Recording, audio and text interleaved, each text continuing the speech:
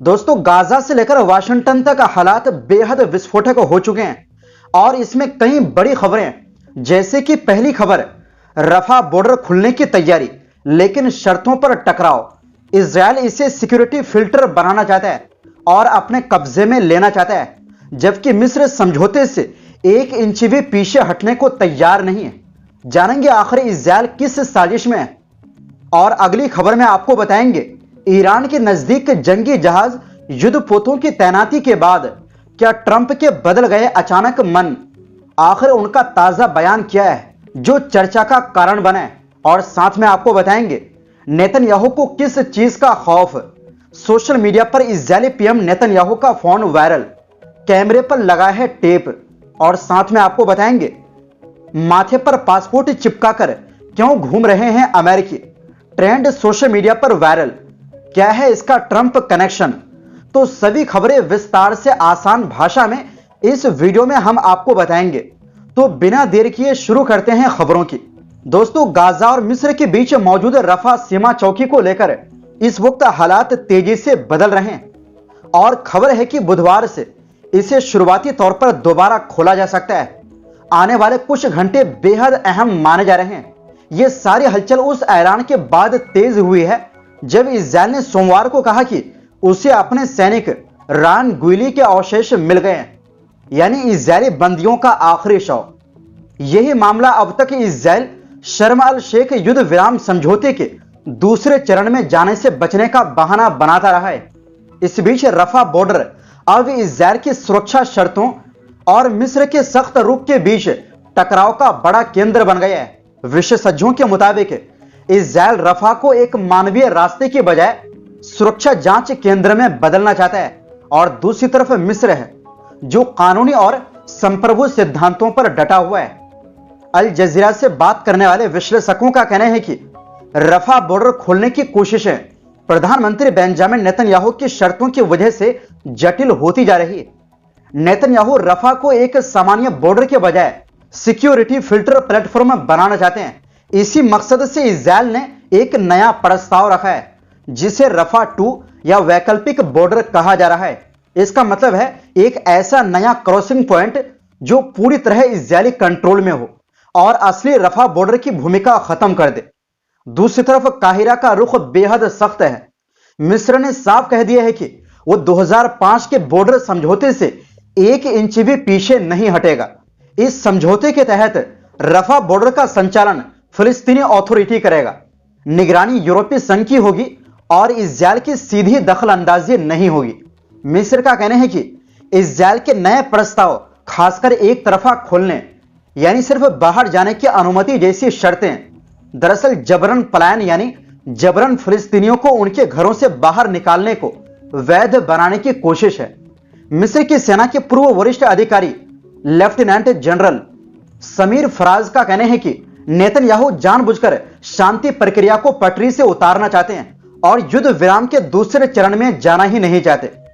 उनके मुताबिक इजरायल अब तक सैनिक के शव का बहाना बनाकर टालमटोल करता रहा, जबकि मिस्र का रुख शुरू से साफ है।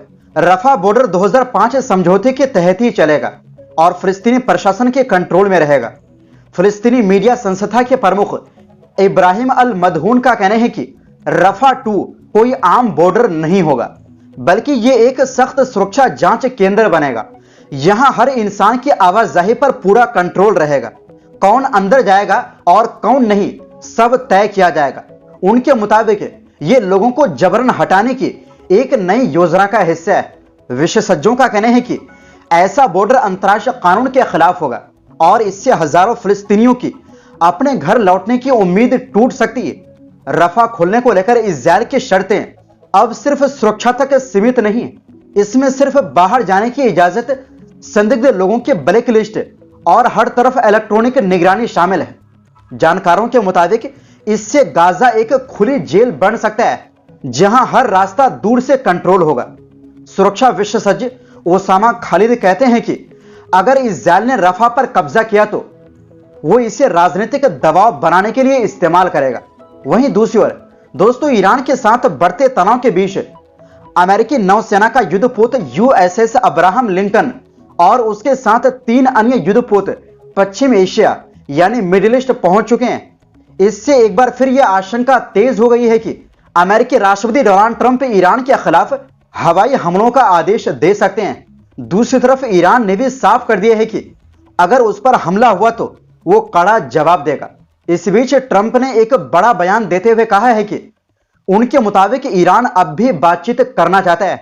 ट्रंप ने एक्सियोस न्यूज साइट से बातचीत में कहा कि ईरान के पास इस वक्त अमेरिका का एक बहुत बड़ा नौसैनिक बेड़ा मौजूद है। उन्होंने कहा वो समझौता करना चाहते हैं। मुझे पता है उन्होंने कई बार फोन किया है, वो बात करना चाहते हैं। हालांकि ट्रंप ने यह नहीं बताया कि अमेरिका आगे कौन सा रास्ता अपनाएगा। विशेषज्ञों का कहना है कि अमेरिका के पास कई विकल्प हैं। इनमें ईरान के सैन्य ठिकानों पर हमला या फिर ईरान के शीर्ष नेतृत्व को निशाना बनाना जैसे कदम भी शामिल हो सकते हैं। माना जा रहा है कि अमेरिका ईरान की मौजूदा सत्ता को कमजोर करना चाहता है, जो 1979 की इस्लामिक क्रांति के बाद से सत्ता में है। यानी अमेरिका चाहता है कि ईरान में उनकी कठपुतली सरकार बने, यानी रजा पहलवी की सरकार बने, और इसके लिए अमेरिका दिन रात काम कर रहे हैं। लेकिन हर बार अमेरिका को नाकामी हाथ लगते हैं। दोस्तों, न्यूयॉर्क टाइम्स की रिपोर्ट के मुताबिक अमेरिकी खुफिया एजेंसियों ने ट्रंप को बताया है कि ईरान की सरकार इस समय काफी दबाव में है और उसकी पकड़ पहले से कमजोर हुई है। अमेरिकी सेनेटर लिंडसे ग्राहम ने भी कहा है कि अमेरिका का असली मकसद ईरान की मौजूदा सत्ता को खत्म करना हो सकता है। हालांकि ईरान फिलहाल हालात को ज्यादा बिगाड़ने से बचाता नजर आ रहा है। दोनों देशों के बीच सीधे रिश्ते नहीं है, लेकिन बातचीत के कुछ गुप्त चैनल खुले होने की बात कही गई है। फिर भी ईरान ने चेतावनी दी है कि अगर अमेरिकी विमान वाहक पोत ईरानी समुद्री सीमा में गलती से भी दाखिल हुआ तो उसे निशाना बनाया जाएगा। वहीं दूसरी ओर दोस्तों, डर सबको लगता है, गला सबका सूखता है। यह सच है।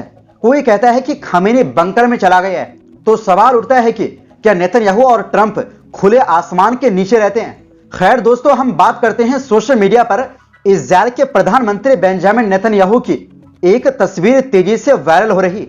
इस तस्वीर में नेतन्याहू काली जैकेट और सफेद शर्ट पहने एक काली गाड़ी के पास खड़े होकर मोबाइल फोन पर बात करते नजर आ रहे हैं। लेकिन चर्चा उनकी बातचीत से ज्यादा उनके फोन को लेकर हो रही।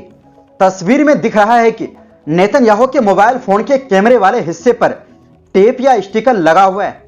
इसे देखकर लोग ये सवाल करने लगे कि वे कौन सा फोन इस्तेमाल कर रहे हैं और कैमरा क्यों ढका हुआ है। कुछ लोगों ने दावा किया कि यह एप्पल का आईफोन हो सकता है, जबकि कुछ ने इसे सैमसंग का फोन बताया। हालांकि ज्यादातर यूजर्स इस बात पर सहमत दिखे कि नेतन्याहू किसी चीनी फोन या ऐप का इस्तेमाल नहीं करेंगे। इसकी वजह इजरायल की सुरक्षा से जुड़ी चिंताएं बताई जा रही, जहां निगरानी, हैकिंग और विदेशी तकनीक को लेकर लंबे समय से सतर्कता बढ़ती जा रही है। साइबर सुरक्षा विशेषज्ञों के मुताबिक फोन के कैमरे को ढकना दुनिया भर में नेताओं, खुफिया अधिकारियों और वरिष्ठ अधिकारियों के बीच आम बात है। माना जाता है कि हैकिंग के जरिए कैमरे और माइक्रोफोन का दुरुपयोग किया जा सकता है, इसलिए कई लोग एहतियात के तौर पर कैमरे पर टेप लगा देते हैं। दोस्तों, इसी के साथ अब जो खबर आपको बताने जा रहे हैं वो ट्रंप की मजाक बनकर रह गए हैं, क्योंकि अमेरिका में इस वक्त एक राज्य में गृह युद्ध जैसा हालात है। लेकिन ट्रंप फिर भी अपना फोकस ईरान की तरफ कर रखा है। इस बीच सोशल मीडिया पर वीडियो वायरल हो रहा है जिसमें अमेरिकी नागरिक अपने माथे पर पासपोर्ट चिपकाकर घूम रहे हैं। लोग ऐसा इसलिए कर रहे हैं ताकि अगर कोई अधिकारी पूछे तो तुरंत दिखा सके कि वो अमेरिकी है। एक टिकटॉकर ने कहा, देखिए, इससे पहले कि आप मुझे से पूछे क्या आप नागरिक हैं, मेरा पासपोर्ट पहले से दिख रहा है। यह वीडियो अब तक 70 लाख से ज्यादा बार देखा जा चुका है। असल में लोग ये कदम ट्रंप के बढ़ती ICE यानी इमिग्रेशन एंड कस्टम्स इन्फोर्समेंट की सख्त कार्रवाइयों के विरोध में उठा रहे हैं। यह ट्रेंड दिसंबर में शुरू हुआ था, लेकिन मिनियापोलिस में हाल ही में हुई 2 मौतें ICU नर्स एलेक्स पेरेट्टी और 3 बच्चों की मां रेनी गुड के बाद और ज्यादा फैल गया। ये दोनों मौतें ICE और बॉर्डर पेट्रोल की कार्रवाई में हुई थी, जिससे विरोध प्रदर्शन तेज हो गए। दोस्तों, अमेरिका के मिनियापोलिस में हालात ये है कि कुछ दीवारों पर ईरान के सुप्रीम लीडर की तस्वीर बनाकर उससे मदद की गुहार लगा रहे हैं, जैसे कि आप खुद तस्वीर में देख सकते हैं। आईसीई पर आरोप है कि वो बिना सही प्रक्रिया के गिरफ्तारियां कर रहे हैं, बच्चों को भी हिरासत में ले रहे हैं और जातीय भेदभाव कर रहे हैं, यानी काले लोगों से नफरत कर रहे हैं। हाल ही में मिनियापोलिस में 2 साल की बच्ची को हिरासत में लिया गया। 2025 में आईसीई हिरासत में 32 लोग मारे गए, जो पिछले 20 सालों में सबसे ज्यादा है। कुछ लोग अपने ड्राइविंग लाइसेंस भी सिर पर टेप कर रहे हैं। इंस्टाग्राम पर सोमाली अमेरिकी महिलाओं ने भी पासपोर्ट सिर पर बांधकर चलने की बात बताई, ताकि किसी भी समय नागरिकता का सबूत दिखाया जा सके। यानी एक तरह से यह ट्रंप प्रशासन पर कटाक्ष है, जो जबरन किसी भी नागरिक को प्रवासी बताकर उसे निशाना बना रहे हैं। हालांकि डिपार्टमेंट ऑफ होमलैंड सिक्योरिटी कहता है कि रियल आईडी पासपोर्ट या इमिग्रेशन डॉक्यूमेंट नहीं है, यह सिर्फ पहचान दिखाता है। अमेरिका में गैर नागरिकों के लिए इमिग्रेशन दस्तावेज साथ रखना जरूरी है। तो दोस्तों, फिलहाल के लिए इस रिपोर्ट में बस इतना ही। फिर मिलते हैं एक नई रिपोर्ट्स के साथ। आपसे गुजारिश है, हमारी सपोर्ट के लिए इस चैनल को सब्सक्राइब जरूर करें। बहुत बहुत शुक्रिया। अल्लाह हाफिज।